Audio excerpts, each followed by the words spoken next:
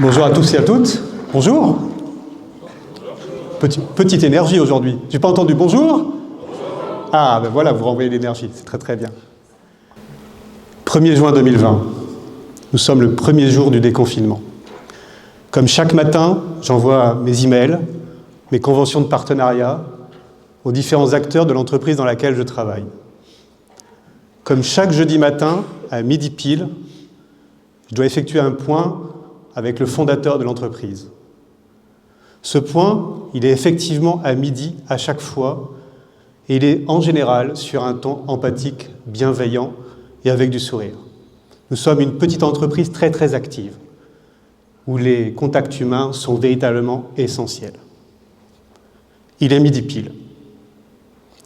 Mais la voix que j'entends à l'autre bout du téléphone est robotique, froide, sans empathie. Cette voix, elle me dit 3 choses. Tu ne fais plus partie du COMEX, tu ne fais plus partie du CODIR, et à 14h, tes réseaux sociaux de l'entreprise sont coupés.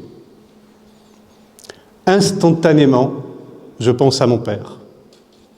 Il est en Centrafrique, il est directeur d'une usine Bata qui fabrique des chaussures, et il a pris la défense des ouvriers africains qui, dans cette logique, ont voulu simplement faire grève pour nourrir un peu plus leurs enfants et leurs familles. Ma mère l'a rejoint. Elle a quitté son Algérie natale et ensemble, ils se retrouvent à Abidjan, ce 9 septembre 1969, dans cette maternité où il lui dit « Tu te rends compte ? On a quitté nos familles respectives et on est en train de donner naissance à la nôtre. C'est ce jour-là que je viens au monde et que pour la première fois, il m'adopte. » Alors vous me direz, l'adoption est partout, potentiellement, mais je dois vous dire une chose. Tel que vous me voyez là, je suis moitié couscous et moitié foie gras et j'ai une tête d'anglais. Alors moitié couscous, pourquoi ? Parce que je suis moitié kabyle, moitié foie gras, vous l'aurez peut-être deviné, moitié périgourdin. Bon, la tête d'anglais, je ne vous fais pas un dessin, vous l'aurez vu par vous-même. Alors si l'adoption est partout, elle est singulière dans chacun des points de vue de notre périmètre, de notre territoire. Pourquoi ?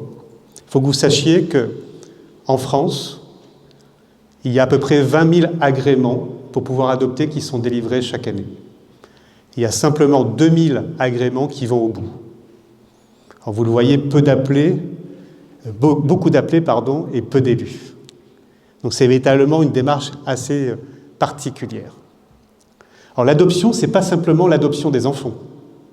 Parce que vous pourriez tous me dire, finalement, le champ de l'adoption, c'est simplement l'adoption d'enfants.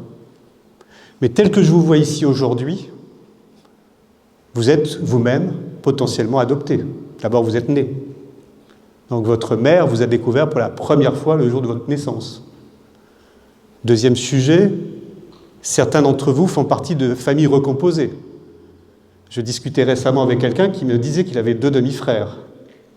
Ces 2 demi-frères sont ses frères, puisque vous avez adopté potentiellement des frères, des sœurs, la famille en fait de vos belles-mères ou de vos beaux-pères.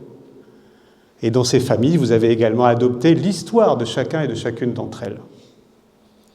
Une famille sur 2 est recomposée, mais vous adoptez également potentiellement vos collègues de travail. Vous rentrez dans une entreprise. Dans cette entreprise, il faut vous faire famille avec vos collègues, avec l'ensemble de ceux qui sont autour de vous. Et puis ici, dans cette salle, finalement, c'est tous adopté.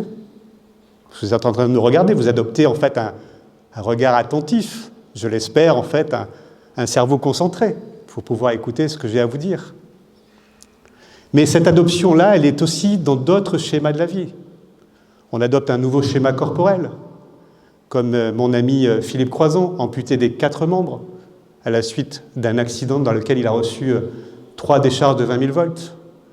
Il a traversé la Manche, il a relié 5 continents à la nage, il a fait le Paris-Dakar, il fait 120 conférences. Comme aussi Fabien, qui est tétraplégique, qui a fait de son fauteuil un haut lieu de résistance et de résilience. On n'aurait jamais parié sur lui pour faire une carrière de comédien, et pourtant il tourne avec les plus grands. Comme Jacques, qui a quitté le franquisme le franquisme, la dictature de Franco, et qui se retrouve maintenant avec un schéma de vie où il est accompagnant et aidant le plus possible vis-à-vis des autres. Comme ce site internet qui vous dit « adopte un mec », ou cette collectivité locale qui vous dit « laisse la voiture de côté, adopte un vélo ». Ou encore ce chien ou cet animal de compagnie qui vous regarde dans le blanc des yeux et qui vous dit au final, je suis là pour toi parce que tu m'as adopté.